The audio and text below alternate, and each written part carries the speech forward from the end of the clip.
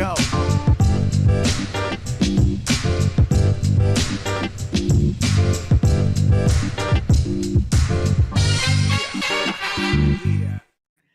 Window. That's the nothing personal word of the day. It is Wednesday, April 10th, 2024, and we're talking about windows. Windows of victory, windows of division titles, windows of pennants, and of course, windows of championships. The Baltimore Orioles are right now in the middle of a window, and I am sitting here in a city. I'm in Boston right now, getting ready for the live Nothing Personal episode tonight, which will be released sometime this weekend. And the Orioles came to town and completely ruined the home opener for the Red Sox, and we'll get to that. The Orioles, favored to win the division, won 100 games last year, and they made news yesterday, not for their 7-1 victory over the Red Sox, not because Corbin Burns had a good start for them. They made news because they are calling up Jackson Holliday, the number one prospect in baseball, the son of Matt Holliday, for those of you in the older demographic. Jackson Holliday is a above average number one prospect in baseball, you better be. Had a fantastic spring training, infielder, all of the pedigree you could ever want. And this is when nepotism matters. Nepotism always matters. Thank you. But nepotism matters when you grow up in a clubhouse, the way Jackson Holliday did, the way Vladimir Guerrero Jr. did, the way Prince Fielder did. It feels different. You're not as overwhelmed when you're brought to the show because in a lot of ways you've been in the show before. So Jackson Holliday is young, but clearly playing above his age. And the question that people have been asking that I wanted to answer for all of you is why now? It is April 10th. When we send a player down to the minor leagues after spring training, we are doing it in order to either get an extra year of control over the player. We're doing it to get an extra year of play before arbitration. Either way, we're doing it to manipulate their service time. In a long baseball season, the difference between calling up a player on April 20th versus April 1st is significant. The difference between calling up a player May 20th and April 1st is even more significant. If you wait till the end of May, you actually get an extra year of the player at the minimum salary, which is tremendous. But waiting 10 days is unthinkable. There is no scenario that a team would do that. If a guy is going to make the team out of spring training and you've made the decision to have that player make the team, then that's the decision you make for opening day. You don't all of a sudden option the player down, pretend, hey, he's got to work on his on base. He's got to work on his contact. He's got to work on his fielding. It's all horse hockey. It's simply service time. So when I got the word that Jackson Holliday had been called up, I got to thinking, I may have misunderstood the significance of the new collective bargaining agreement that was signed only a few years ago. The same collective bargaining agreement that I think will be the cause of huge fights and lockouts come 2026. But one of the changes in the collective bargaining agreement was about how a young player gets service time. And the reason that was interesting to me is my position is that it would not change how teams act. And the rule is that if you finish first in Rookie of the Year or second of Rookie of the Year, like you're one of the top two finishers, you get a full year of service time no matter when you're brought up. So you can be brought up in June, have an unbelievable second half, be Rookie of the Year or second, and then it's as though he was brought up in April. And the thought was that if you've got a good enough player, there's no sense in holding him back because he could end up top two Rookie of the Year and you would have not had him for the half a year, but you're giving him service time as though you did. That's pretty compelling, but it's not 10 days compelling. That would help inform if that rule is working. It's supposed to make teams choose to call up players to start the season versus May 20th or to start the season versus April 20th. It was never intended, nor was it even contemplated, that it would be an April 10th versus the start of the season. So I was putting myself inside the head of Mike Elias and the new owner, David Rubenstein in Baltimore.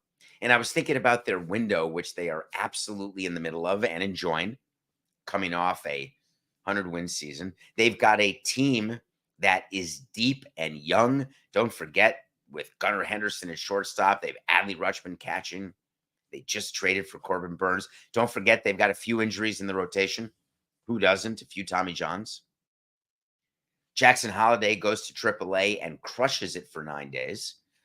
Let me clear up another thing.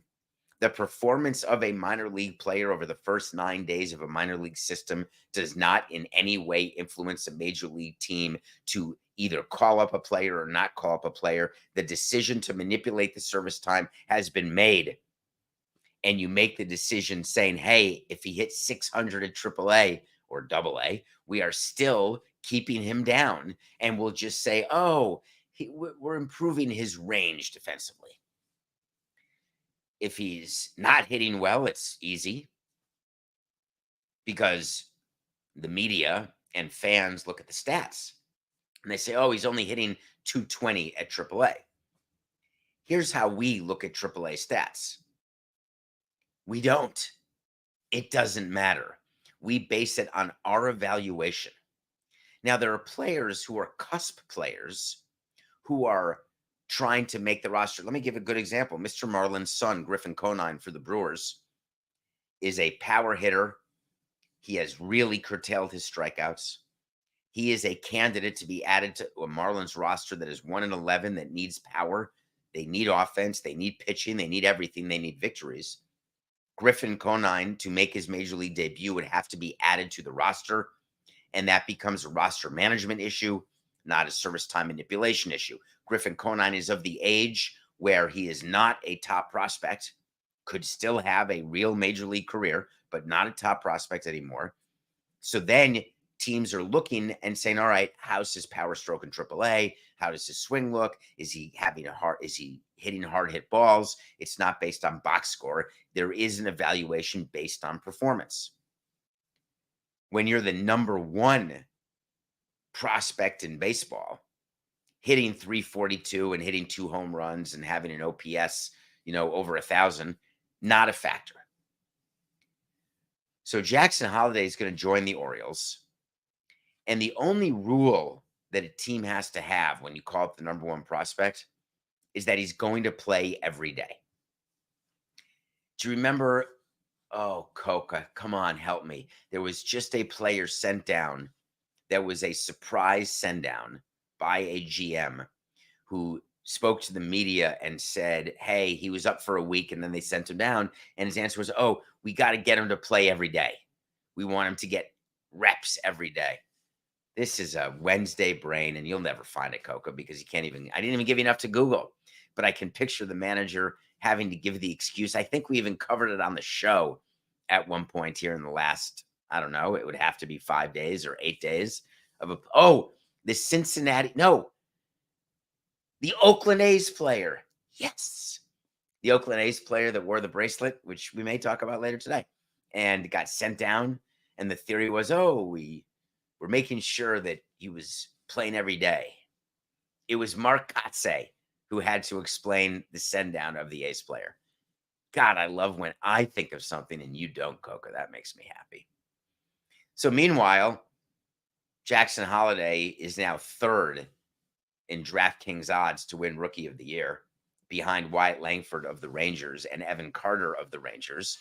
Third gets you plus 450. Jackson Holliday may be a better player. Forget that he's the number one prospect. He may be a better all-around player than Wyatt Langford and Evan Carter.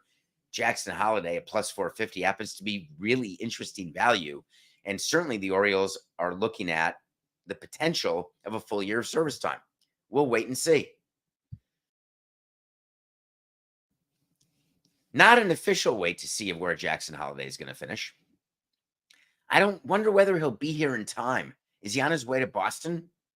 The Orioles are playing the Red Sox only a few short moments from where I'm sitting as I'm preparing for concert number 3 of the live Nothing Personal Live with David Samson tour. You can get information on davidsamsonpodcast.com. If you're in Boston, come to City Winery, have some fun. I was thinking about the Red Sox. Opening day, so much going on. And I have a few things for you to think about as it relates to the Red Sox and their opening day. They did an entire celebration of the 2004 championship team, which, along with the 2016 Cubs World Series, are the 2 most noteworthy World Series, dare I say, of the last century. Meaning the last 100 years, not of this century, clearly of this century, but maybe in 100 years of baseball. The Red Sox had not won a World Series in forever. The Cubs had not won a World Series in forever. You wonder why Theo is in the position he's in as the GM of both of those teams.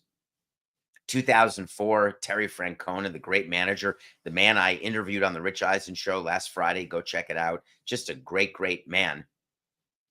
Supposed to have been here, and for personal reasons, he couldn't make it. 30 players came back from that 2014 as they celebrated opening day in what was very emotional given the recent death of Tim Wakefield and his wife. They had their children, their daughter throughout the first pitch. Their son was there. They lost both of their parents. The loss of their parents is related to why Curt Schilling was not there, though I'm not sure that I absolutely agree totally with that's the sole reason. Curt Schilling was a pitcher, I believe, was 2004 Coca the bloody sock game.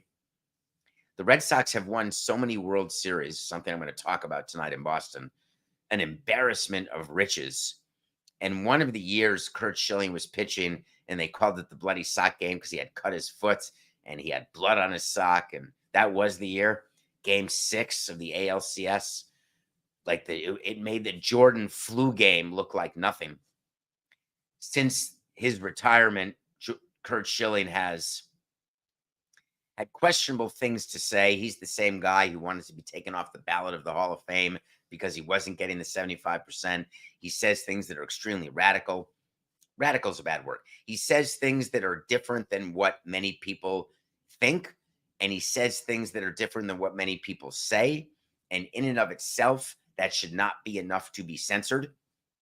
It should be okay. We fight for the right of people to say things which make our skin crawl. Curt Schilling is really good at making people's skin crawl. The Red Sox had a tough decision about whether to invite him.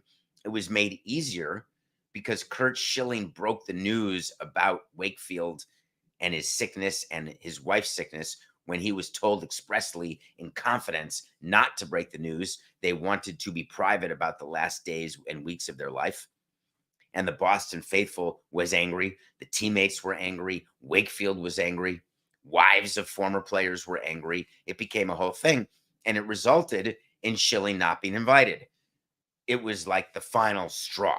So Schilling's not there. As a matter of fact, the Red Sox fans booed Curt Schilling when he was part of the montage. And I was thinking about the decision you make. You cannot ignore his contribution to the 2004 World Series. What would it take to take a player out of the montage? Does it take a misdemeanor? Does it take a felony? Does it take having political views that are not your own? Does it take coming out against your current owner, against your current team? Does it take working for a different team? Does it take a bad separation from the team? I think I have the view that the World Series is the World Series. It would be as though I were in a fight with Pudge, which I'm not, and we were doing a reunion of 2023 of 2003 and didn't show Pudge holding the ball when the Marlins beat San Francisco in the division series. It just, you lose credibility. So Schilling has to be in the montage. And I don't understand the booing. As much as I'm against Schilling, maybe I am actually, as much as I'm against what he did for Wakefield, which I completely am, I don't think I would have edited it. I think I would have done what they did and left it in and let fans boo. Except if I were a fan of the Red Sox, I think you have to put yourself back into the place that was '04. I don't think, other than the Boston Strong World Series win in 2000 and help me, Coca, I want to say 2013, when the Red Sox won it all, the year of the Boston Marathon bombing. Boston Marathon is this coming Monday, 5 days from now. The race director for Boston is coming to the show tonight. Will be a guest on Nothing Personal on the episode live tonight. Big week in Boston. It would be like not even mentioning the marathon bombing when you're talking about the history of the Boston Marathon. I feel as though you have to do it. So the Red Sox had this celebration. One of you asked me on David P. Samson on Twitter, DM on X, why they would do a celebration like that opening day when they're going to sell out anyway. Why not celebrate it a different night? And I laughed at that because guess what? They didn't sell out even yesterday. I think there were a couple of tickets that were open. I always like to spread out the celebrations. We raised our banner opening day. Then we gave out rings the first Saturday. Try to spread out things across your schedule, get as many people to come as possible. Hard to imagine that Boston is that position, but people are so angry with the Red Sox at the moment. So angry that when a player gets hurt, fans are assuming that that player is a bad person. Trevor Story is not a bad person. Trevor Story, it was announced, is out for the year. Again, not ideal. Do you remember when he signed that 6-year, $140 million deal with the Red Sox? People say, oh, Boston, you don't spend money. They chose to let Betts go, but they signed Devers. They signed Story. Oh, you didn't get Montgomery. You didn't get Snell. We need pitching. Meanwhile, the Red Sox are out of the gates well. Hard to believe it's sustainable, but not impossible. Trevor Story ends up getting hurt. And the question is, who's surprised? I'm going to dedicate, this is what I've decided, Coca. I think I'm going to dedicate the rest of the life of Nothing Personal, maybe for the next 10 years, 15 years, however long we're doing this together, 20 years, to get you to retirement, Coca. Who knows? When players get injured, they're not happy to be injured. It's not as though they're looking to get injured. It's not as though the Trevor Story is happy that he's only played in 145 games over his first 3 seasons since he signed that deal. It's not as though he's happy that he hurt his right hand, his left foot. He had surgery, torn UCL, that he's going to be out now 6 months after he had surgery for a fracture somewhere, part of his body. I can't remember which. Coca's whispering glenoid. I don't even know what that is. I can't. What is the part of his body that is problem? Shoulder. Oh, that's right. He dove. Thank you. Whenever shortstops dive, Hanley used to do this too. Former Red Sox. You dive, your shoulder can come out, but then you have to do the MRI. And then if it's not put back in, or even if it is put back in, there could be damage. He apparently has enough damage that he's out for 6 months. Can everyone give Trevor Story a small break? Can you find it in your heart to know that when players aren't performing well or they're hitting 89 like Lindor is, that those players are feeling pressure? They're upset. They don't really need the media or fans to pile on. I mean, but it's fans, right? You want to boo Trevor Story, boo Trevor Story. You want to boo Curt Schilling, boo Curt Schilling. How about celebrating what happened before? I'll give you someone to boo. If I were to boo a player, I would boo a player who got charged with misdemeanors for domestic violence.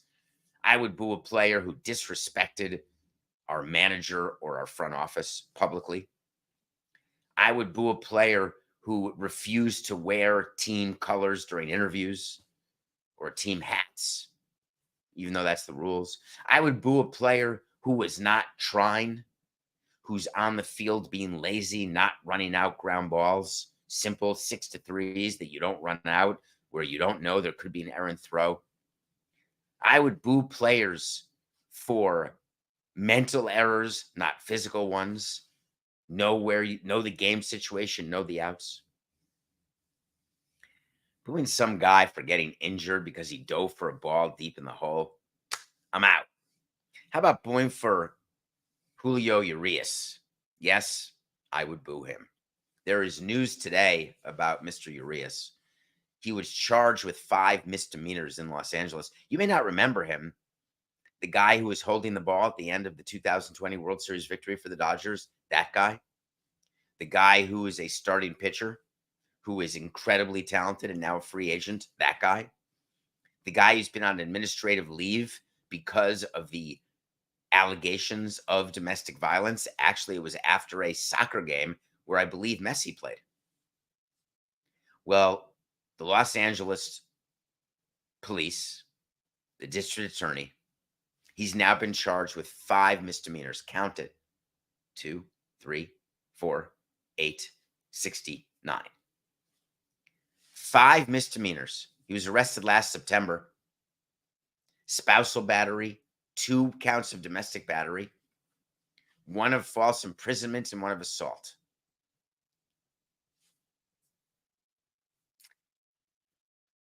I don't want to do a segment right now on this, Coca. I just want to, if you don't mind. I have just a quick question for people. I guess, do you dismiss it as a sickness? I feel like when you eat people, maybe that's a sickness.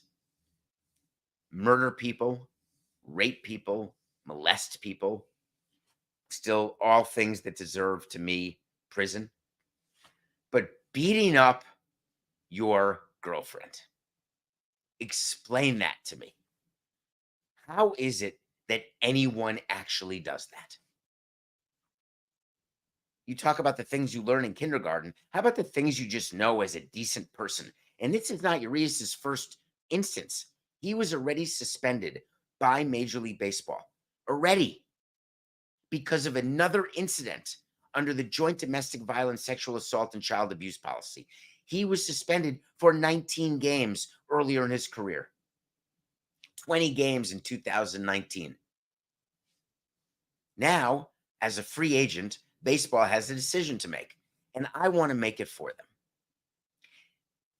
They don't need to encourage teams not to ever sign him again. He's done.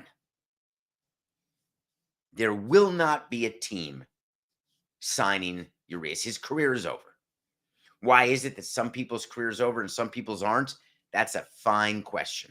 There are sometimes fact patterns that can maybe change your view. People in Atlanta have asked me, why does Ozuna have a job? Why does anyone have a job after they have been involved in any sort of spousal battery or domestic battery? What's the reason for that? I can bring you behind the scenes of the reason for that. I don't know if you want me to, Coca. Owners in the commissioner's office tend to differentiate certain players, certain actions. And it's not always rationally based. Sometimes it's very easy, but it creates all of this firestorm where there are people who try to say, hey, free Trevor Bauer, someone sign him.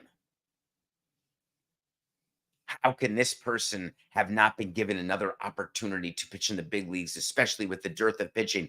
Are you telling me the Mets would rather have Julio Tehran for a day and then designated him to pitch? Are you telling me that there are teams with all the injuries that couldn't use Bauer, whether it's the Red Sox, whether it's the Braves? So many injuries to teams that both are expected to be good and expected to be mediocre. How would you not? And I told you there are certain things that certain players do that crosses the line to never again. And Urias is in that category. However, I am pleading with Major League Baseball to come out hard on Urias, even though he's a free agent. You are still allowed to suspend under the commissioner's discretion. contained in the CBA, the commissioner can suspend Urias. That suspension only gets served once he signs with a team. If he doesn't sign with the team, it's just hanging over him. So I don't think he'll ever serve the 100 games that I want him to be suspended. I don't think that he'll ever lose 100 games worth of salary because I don't think he'll be signed. But the message from baseball that we can make right now, that's $1 fine, Coca. I will Venmo it to Jessica. The message that they can make is this is a line that we will not ever allow our players to cross. The problem, who sits and decides where the line is? We do. Owners, presidents, the commissioner's office get together, evaluate case by case basis. Certain teams say, yeah, I can forgive him. Really need him in the lineup. I can forgive him. I really need him to pitch. At which point the commissioner steps in and says, nope. Sometimes the commissioner's like, hey, it's totally up to you. And the owner can say nope or yep. That's the crazy thing about lines, is that they're up for interpretation, which can lead to some sort of customer confusion. Have you ever thought about customer confusion? Side note, doesn't customer confusion happen whether you're a student or a paying customer of a good and service, when there's some confusion as to what are the scenarios under which you can use a product or not use a product, or how much a product is? There's certain confusion that we're okay with. We know that we can shop around plane fares or train fares or hotel rates. There's certain things that we know, hey, I'm a little confused. I think I can go 5 miles per hour over the speed limit, but not 10, sometimes 10 and not 15. I'm slightly confused, but our society is perfectly okay with confusion as it relates to that. There's other things that we'd like you not to be confused about, like murder. How about that one?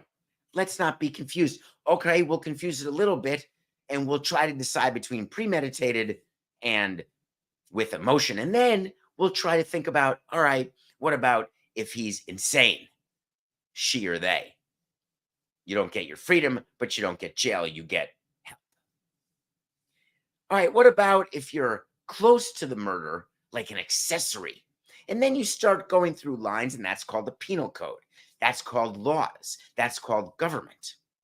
It's no different in baseball. It's no different with decisions for players on the field. It's no different for signing players' decisions off the field. But I think the confusion comes in certain categories where it shouldn't. Spousal abuse, easy. No line, no category, no play. Should not be allowed, period. As a matter of fact, Coca, can we make this our official wait to see? When we tell you something's going to happen, and if it does or not, we keep revisiting wait to sees on this show. Urias is going to be suspended a minimum of 100 games as a second-time violator of the policy. And baseball is going to take a stand. They are not going to put their head in the sand because he's a free agent. He will be suspended a minimum of 100 games. Wait to see. All right. We're going to take a break, and when we come back, we're going to answer one of your questions about John Fisher and the Oakland A's. And we're going to talk about a group called The Last Dive Bar. And if you haven't heard of them, you should check them out. If you have heard of them, you're going to enjoy this story. And we're also going to have a review for a former Oscar nominee for Best Documentary Short. We'll be right back.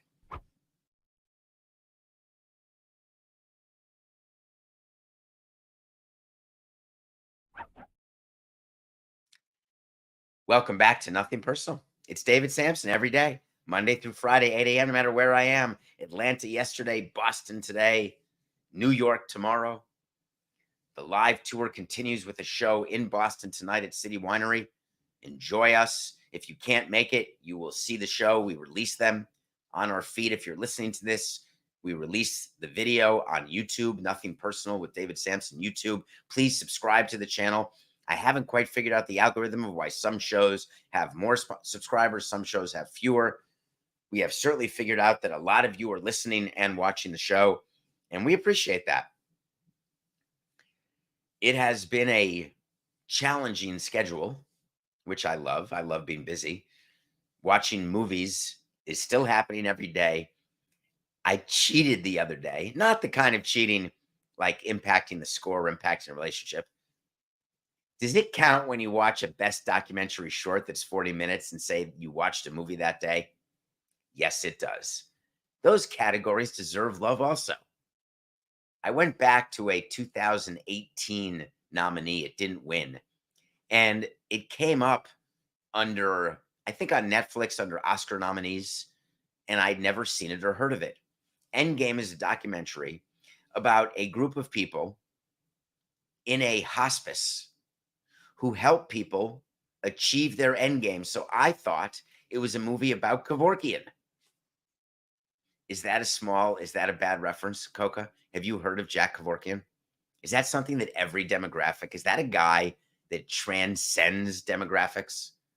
I'm actually curious about that, Coca. If you can, you can't Google him. That's not fair. Have you literally heard his name before and know what he does? He was famous for being a doctor, Dr. Jack Kevorkian, who would aid people as they decided to end their lives because they were sick. It's not suicide. They are dying of something. Yeah, we're all dying of something. It's a matter of when, not if.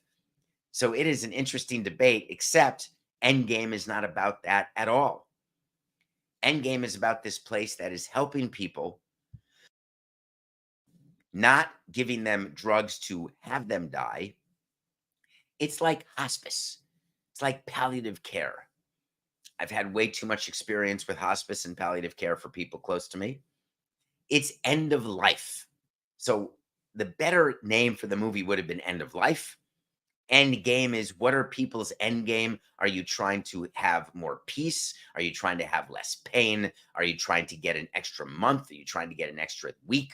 What is the end game? And it's a documentary about a group of people who actually talk to the elderly or the young people who are sick, and they are willing to listen to their view of their own end game, but they're also willing to educate. They're willing, it's like therapy. I found it to be a fascinating 40-minute watch.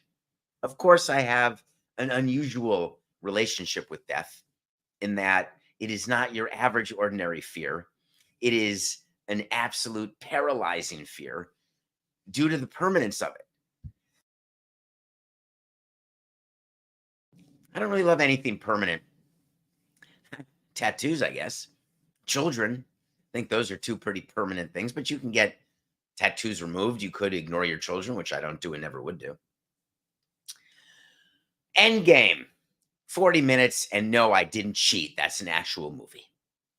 All right, Coca, play me some music. You know what I want? I want to talk to Samson. So you want to talk to Samson? Get into my DMs. Go to davidsamsonpodcast.com. Ask me a question. I love it. From the movie Half Baked. I love that too. Hi, David. Hello. Always a good start to a question. Please, in all caps, not sure why that was necessary. Please make a Houston tour stop. You're not the first person who's asked me to go to Houston. Many of you have asked me to come to your city. I think Chicago, St. Louis, Minneapolis, LA, Houston, Sacramento. You never know. Dallas, coming for you, Dallas, maybe. Congrats to John Fisher for turning the A's into a AAA team. Embarrassment to AAA teams, but okay. The other owners should be furious. Do you think that his management and the team's inept actions have impacted the value of his and other teams? Sei gesund. Well, thank you for asking that question. And I think it's a really important question to talk about because people have this weird, mistaken understanding that when one team is bad, it drags down values of other teams, or when one team gets better, it increases values. The value of a team today is not relevant. The sale price of a team is what makes owners either happy or upset. When the Orioles sell for 1.7, owners unhappy. When the Marlins sell for 1.27 years ago, owners happy. Seen Forbes value the Yankees at $7 billion, neutral, don't care. Owners don't look at their Forbes value and say, oh, we're only worth $1 billion, we paid $1.2 billion. I'm very sad. Bruce Sherman with the Marlins looks at his team and says, will anybody buy it? And if they will, at what number? That's how you know what your team is worth. When there is a team that is not winning games, that is playing in front of 3,000 people, that either has a new ballpark or doesn't have a new ballpark. Did I just describe the Marlins right before they sold for $1.2 billion in 2017? Not playing in front of a crowd, not winning a lot of games, losing a lot of money. There's that. The possibility of a new TV deal. There's that. Already a new ballpark. There's that. And that equaled 1.2. Do you know what helped make it worth what it was worth? The possibility of improvement, the possibility of doing better. How great would it be for the new owner of the Oakland A's if John Fisher were to sell? You can't even screw that one up. Although I could argue Derek Jeter screwed up following me as team president, but I digress. You can't screw it up because the fan base is so upset with John Fisher. Where they are as a team right now is so bad that in ways that actually increases the value of the team because of the mistake factor. Hey, I can make mistakes as an owner and still do well from a revenue standpoint because I'm not John Fisher. I've always argued that that actually doesn't work for operating income, but you asked me about value, and it works really well for value, where people assume and think that, hey, I'm not them, therefore things will be better, therefore I'll pay more for the team. Now add up the possibility of a new stadium for Oakland, whether it's in Vegas, in Sacramento, in Oakland, wherever it is, there's going to be a new stadium somewhere. Maybe it's Sacramento for 4 years and then a new stadium. Maybe it's Sacramento for 6 years, then a new stadium. Maybe like the Marlins, it's Sacramento and their AAA stadium for 19 years before a new stadium comes, 1993 to 2012. Whatever the number is, there is reason to believe, Rod Stewart, that there will be a new stadium and therefore this panacea of new revenue, which has proven to not be the case in this recent go around of new stadiums, as opposed to the way it was back in the beginning when new stadiums meant, like what it did in San Francisco, a whole new world. Aladdin. So the value of the A's, in the opinion of the owners, is not low. It's actually high because there's so much potential upside. The other part of your question is, are owners furious about the fact that the A's are a AAA team? No. I said that they're upset about revenue sharing. I wanted you to know that it would be nice for teams to continue to try to do something to improve their revenue. But I also explained to you how revenue sharing works, where if the Yankees were not giving to somebody else, they'd be giving to somebody else. So the Yankees are either giving to the A's or they're giving to the Marlins or the Guardians. There's something else happening with the A's, and I want to give out some flowers, a new word that I've just learned recently, and now I've used it several times. Oh, you don't know this. It was part of the Atlanta show last night or 2 nights ago. The Last Dive Bar is an organization. That's the organization that has been very critical of A's ownership, very informative about what's going on with the A's. They're the ones making the bracelets, raising money for charity. They're asking Fisher to sell the team, realizing how ineffective that will be because either Fisher will sell or not sell, having nothing to do with the last dive bar. The reason why last dive bar is in the news now is that they filed an application to trademark Las Vegas Athletics. How amazingly cool is that? Major League Baseball, when you are changing your name, before you can change your name, you have to get the trademark for it. You have to file an application, and it takes a super long time. When I was with the Marlins and we changed from Florida to Miami, I had to fly to Jacksonville and meet some guy who was selling fishing clothing that had our Marlins fish logo that looked really close to it. And I had to fly up there and cut a deal with him, give him some free stuff, give him tickets to opening day. And he would drop any objection to our filing of our trademarks for our logos and for the name. So documents are showing that the last dive bar have tried to secure Las Vegas Athletics, and they want to do it for athletic apparel and shirts and jackets and pants and hats and caps, uniforms.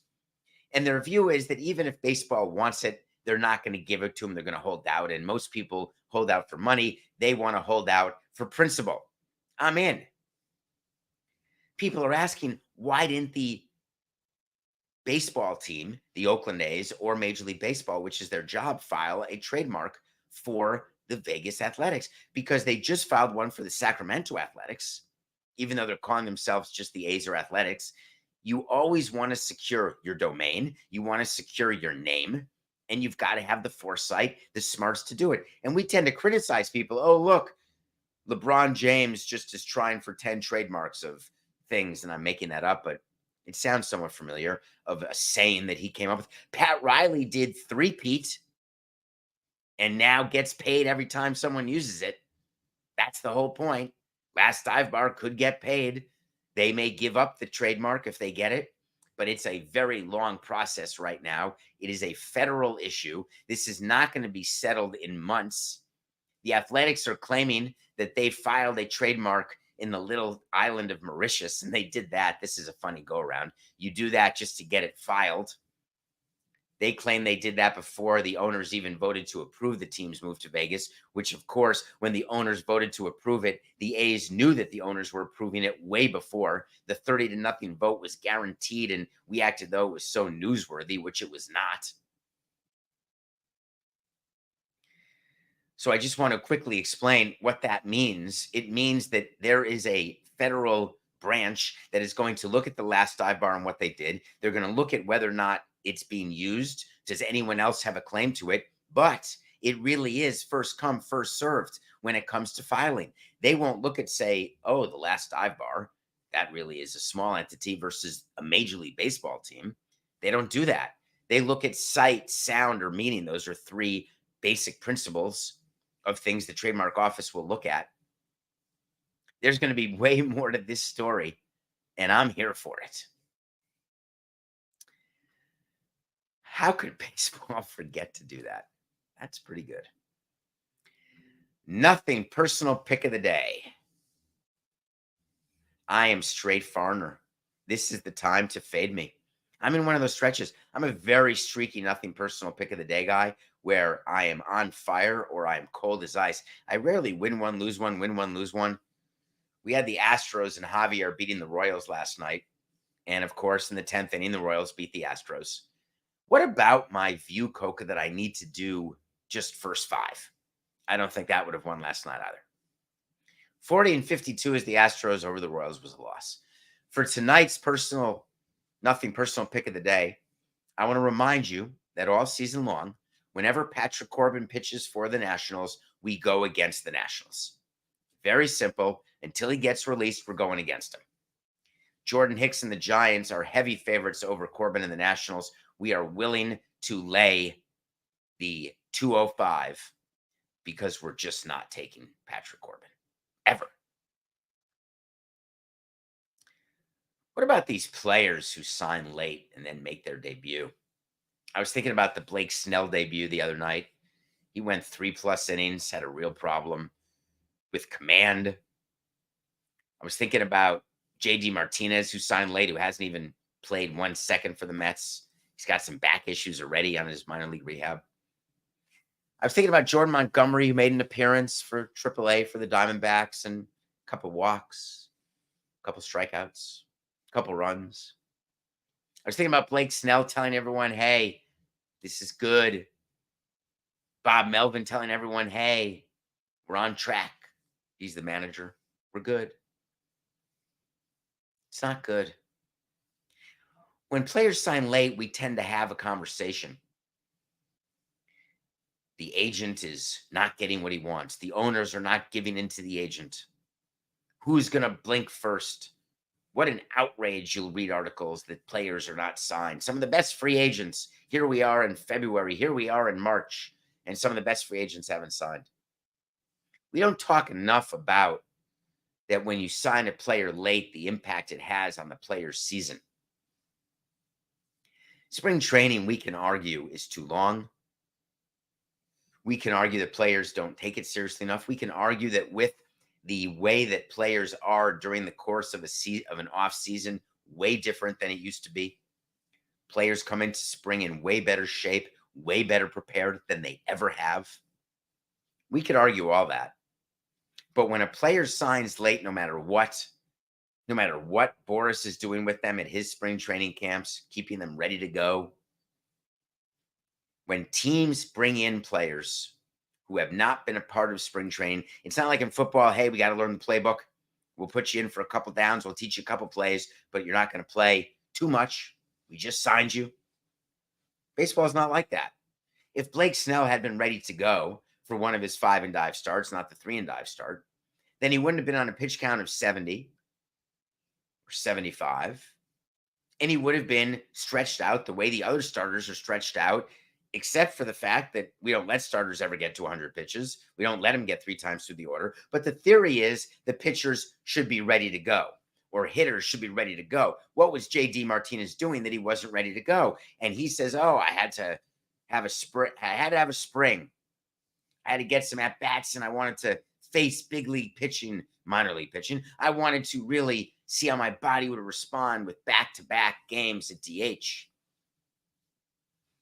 And it got me angry and worked up, because whose purposes are being served by the players when you are signing them for a contract and it's not prorated, might I add? The contract they're getting, they're being paid. Now, we could negotiate, and I've tried this and it hasn't worked. When you negotiate with the player, you can sign a player for a less amount of money that you pretend is a greater amount of money, because you say, hey, you're only going to start 28 games for us, not 34. So therefore, I'm only going to pay you basically 28 34ths of your salary. We could do that. No players ever accepted that. J.D. Martinez signed not at a discount. Blake Snell, not at a discount. I would argue Montgomery, none of them. But they're not giving their team performance at the big league level to start the season. Why do owners put up with that? My suggestion would be this. If you're not going to sign exactly when we want you to sign, then we're not going to sign you. If you're not going to sign for the amount of money we want to pay you, we're not going to sign you. But to give in, and make no mistake, Blake Snell wanted a long-term deal. His agent did him wrong, Scott Boras. However, the deal the Giants gave was a significant deal. $30 million a year is a significant deal. If he ends up making only 30 starts, which is the most he can make, you're paying him $1 million a start. Blake Snell's not $1 million a start player, no matter how many Cy Young awards he's won. I am making a call right now to Major League Baseball and its owners and its union. If you want to solve the issue of getting players signed earlier, put penalties in. Make it about money. Make the salaries prorated. That will cause earlier signings. The commissioner wants a deadline. The union won't agree. How about proration? This way, you get to actually look right at the player, make him the offer, and say, hey, take it now It's just business. We want you to play for us. It's nothing personal.